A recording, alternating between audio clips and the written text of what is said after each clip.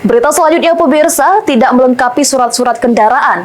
Puluhan truk tronton maupun angkutan yang melintas di Jalan Lintas Timur Sumatera Indralaya dilakukan tindakan penilangan.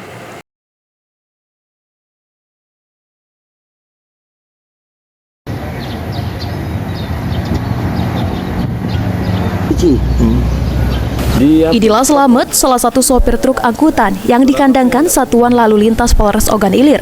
Akibat tidak melengkapi surat-surat kendaraan saat melintas di Jalan Artileri Lintas Timur Sumatera Indralaya, Kabupaten Ogan Ilir, Sumatera Selatan.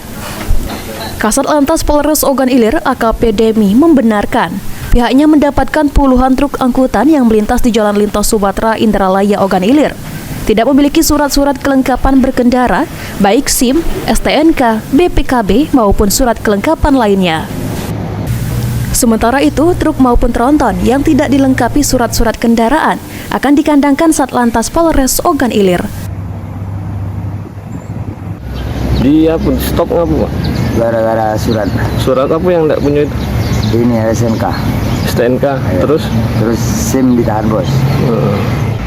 Ahmad Romawi, PAL TV.